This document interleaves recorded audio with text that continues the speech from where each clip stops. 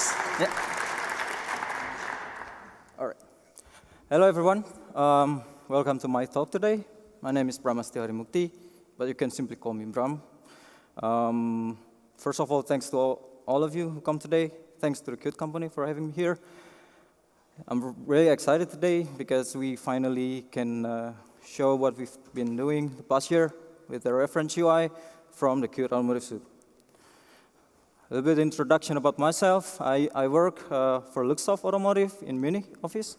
I worked several years in the HMI domain in several industrial projects in automotive, and I lead the reference UI from the Qt Automotive suites.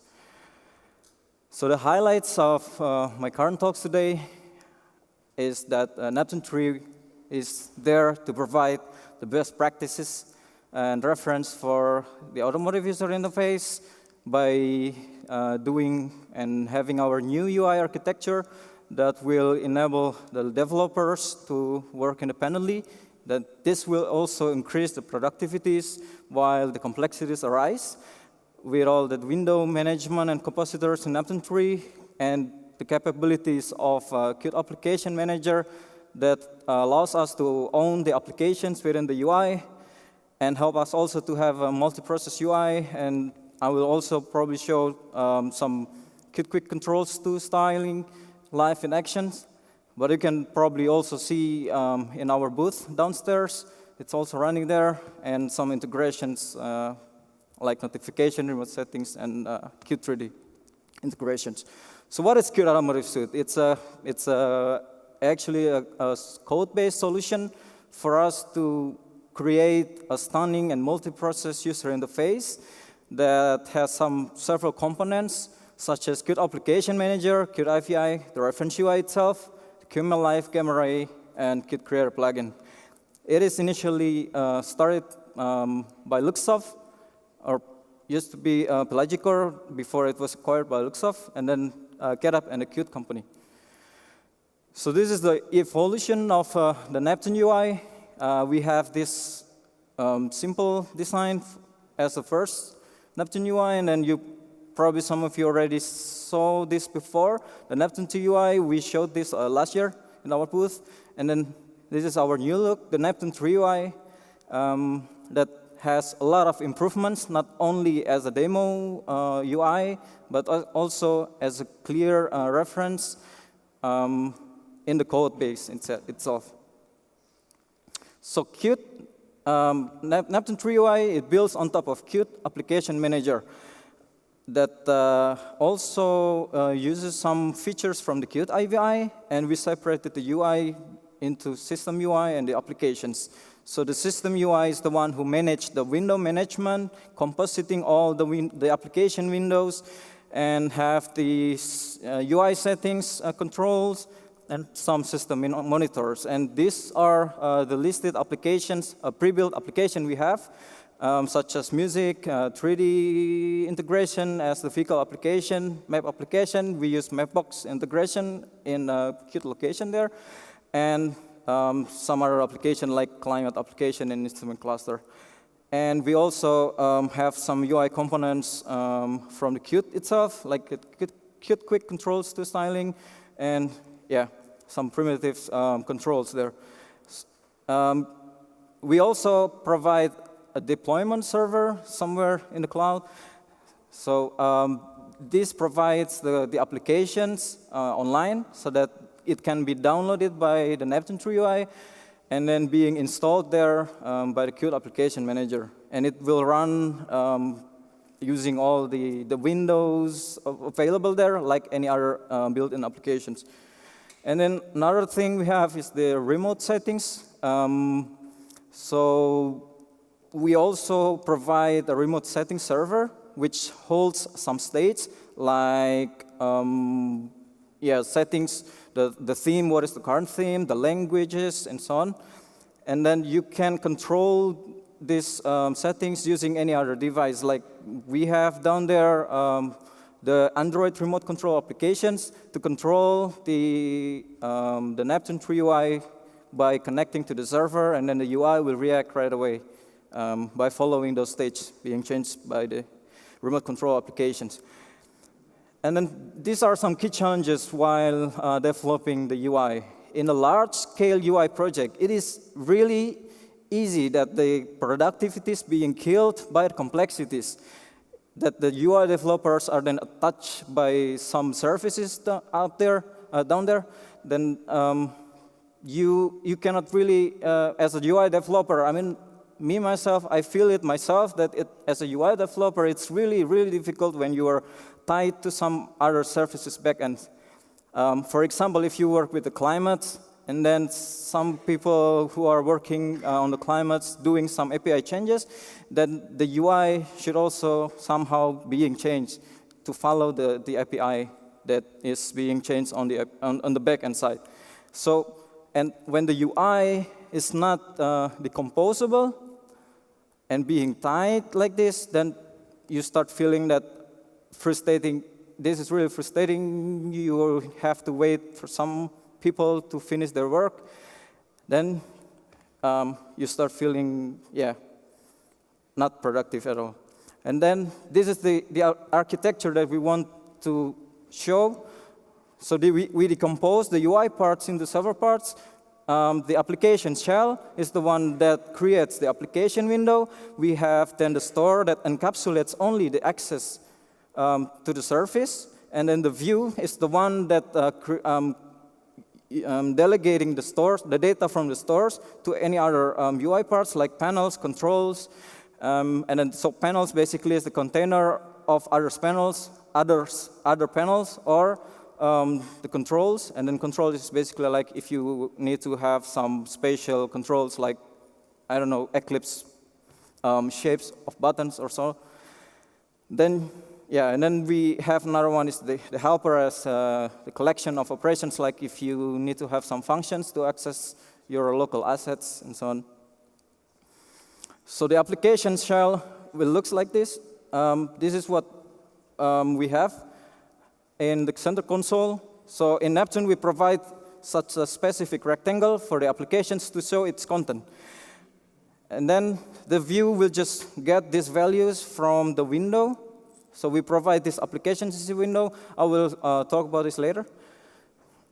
And then the view is controlling, creating the stores and start delegating the values. So the stores, as I said before, it's the one that encapsulates the access or the dependencies to the services. And then you start thinking about the possibilities to start doing some testing or make the store being testable. Then you need an interface so that you can use the store also later for development. So we started with this interface that have those APIs, and then you have the real store afterwards that fill those APIs with the values from the services. Like for here, as I show here, you can see that we start creating the music player, the libraries, and so on from your media backend, importing there, and then store those business logics inside the store. And then the view, as in Neptune 3, we have the widgets and then the maximize view. So we separated between the widget panels and the maximize panel. But this is really depending on how you design your user interface. And you see that those panels receiving the stores, the data from the view. And then go downwards, there is the panels. So inside the panels, so I took this an example of a music application. Inside the panels, you have those upper part as the current song panels, and then the bottom part is the music list panel. The current song panel, as you can see there, since it doesn't really care about what are the lists of the musics we have, it only cares about the current song. So you can start, you can see that we start sorting the store over there. Like here, as you can see, the current album artwork can easily get the data directly from the store. and also like the title and artist name. And as well as for the music playlist, you can simply get the playlist model from the store right away. Later, you can test these components separately and independently. And then go down again inside under the panel. In the current song panel, we have a container of controls, like the album artwork, the music title, and then those buttons. So this is, again, becoming more simple and simple. And then we reach the UI harnesses, where it is actually a technique to isolate part of the UI, and it allows the developer to test every single part of the UI independently. So we come into the interesting part now. I'm gonna do a live coding here to show what I meant before. So I hope you can see my code. I have prepared here so what I'm going to show here is the cluster. I've prepared here the dial speed harness of the cluster. So we have two gauges in the cluster. I have prepared a wrapper that will run the QMLive. This is also one of our components from Qt Automotive suites. So as I already decomposed those UI components, I can start playing around with each component. So now I will just give some backgrounds so you can see right away. So QMLive is a tool to do some live reloading doing development. I'm using this quite a lot for such a UI project. And then you can start see it. So I'm gonna take the dial speed. Just take the stairs because I need some state, so I will just take the normal one. Then you can directly see this component without even running the whole UI. And then because I have some properties inside the dial speed panel, like speed, for example, I can just see developing this if my needle, for example, really pointing the correct value or not. And then also having the speed limit there. Let's take 50. So having this, you can also imagine that you can have some simulation backend that simulate the data and then see it live. So for this presentation, I just prepared some code just with a timer. Make it beautiful.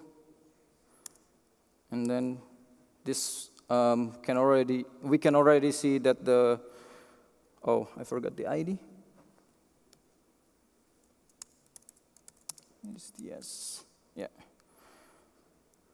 So we can see directly that the cluster being alive without even the need to run the whole cluster.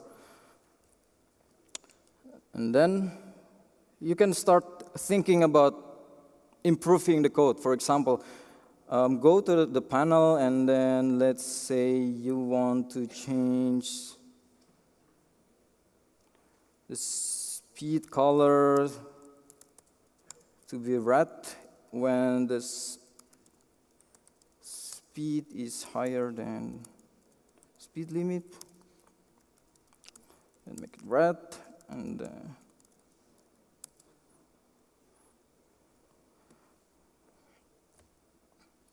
it's probably better to make it fast.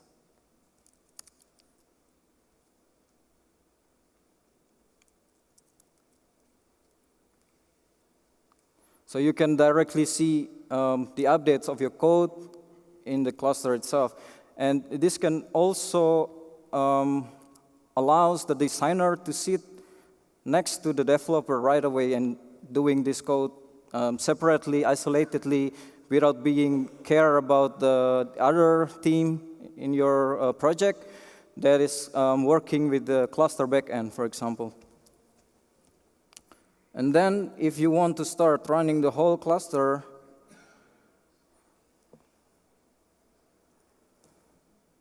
You can see them runs, and I don't use the full UI as well, the Neptune 3 UI as a complete UI, but the cluster can run as it is.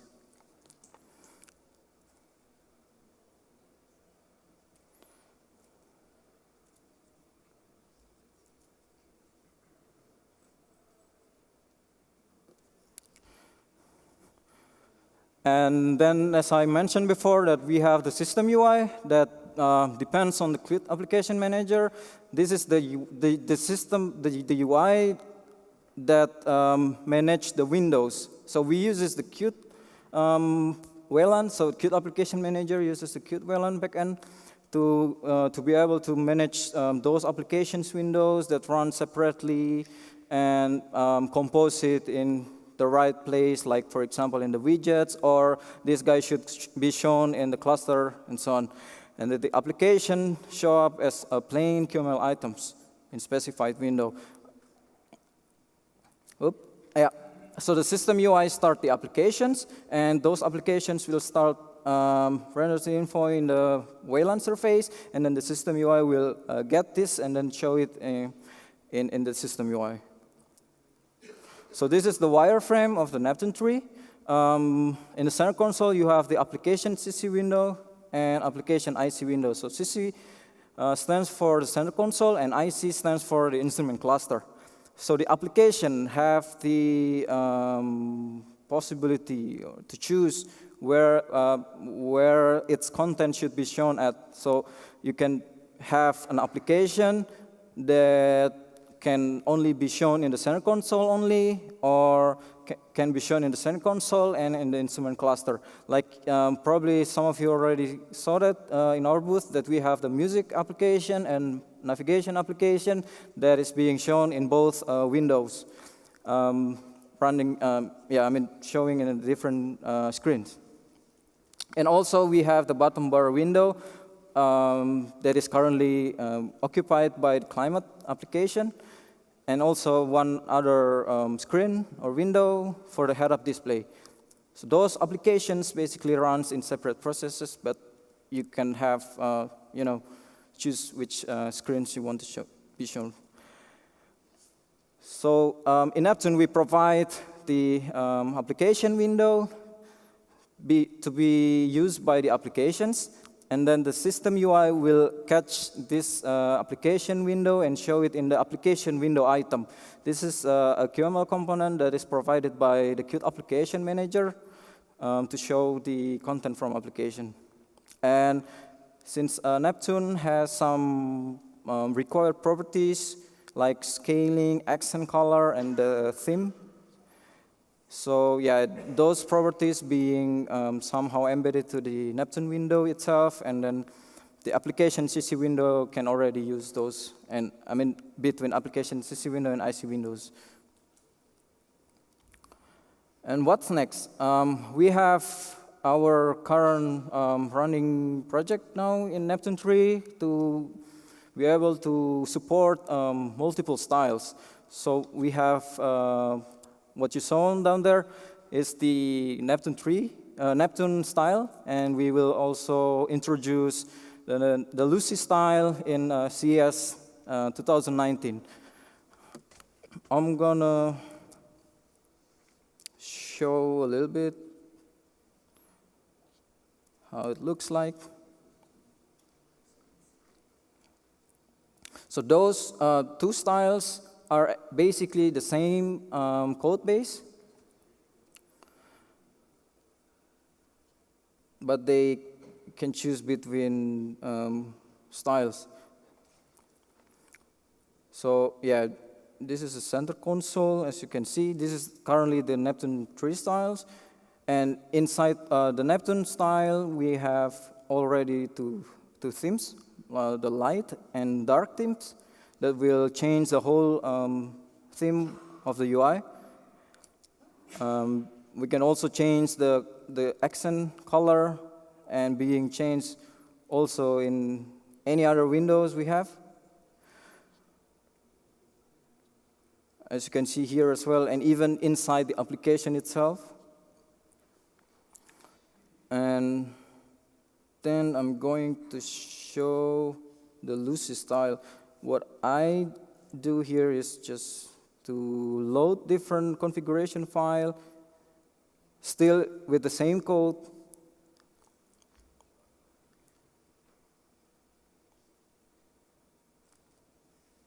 And then we have a different look already.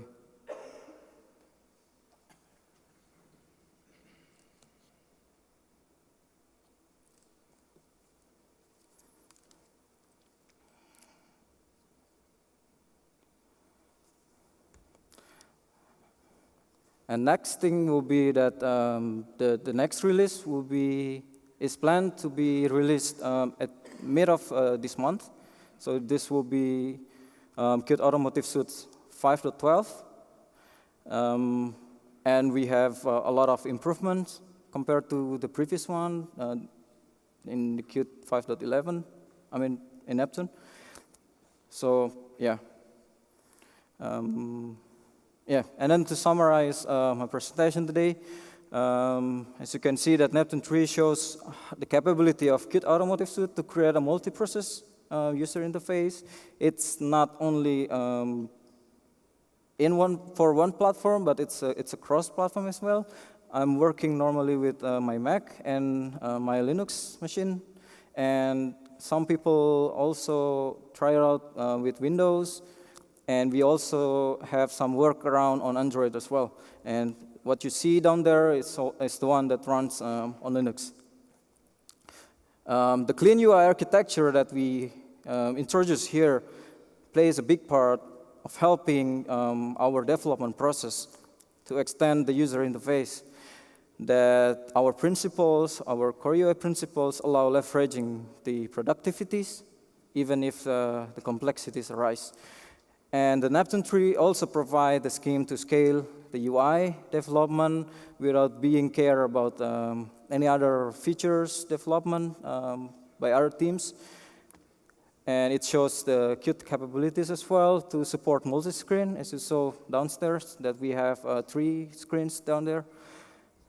And also the multi-styles that I showed before. And it's also an adaptable UI that you can adapt to any designs. So thank you. Do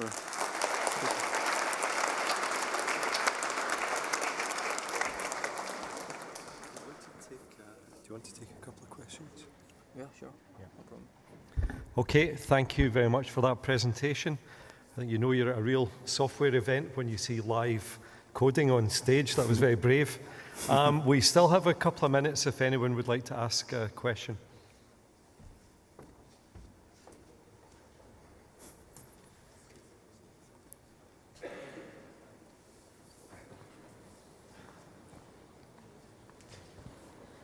Thank you, it was really nice.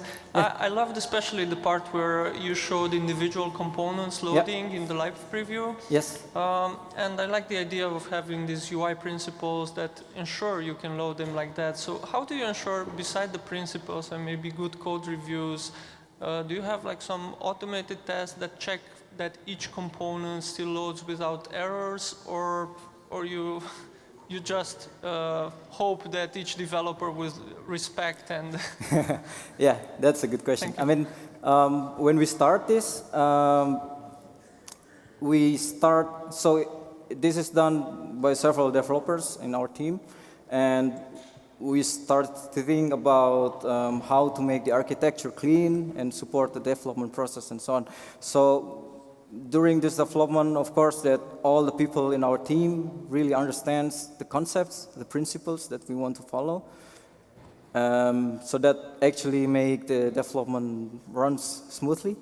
But yeah, I mean, we currently don't have such automated tests to support this, but we do always like code reviews, like telling this is not the right way to approach the principles here and there and so on. So yeah, I mean, next agenda maybe to support such automation. Sorry? Do you want to? You should talk about the folder structure. Yeah. Yeah, actually, in the application folder, there is a clear a folder structure. Sorry, but I cannot see it. Yeah.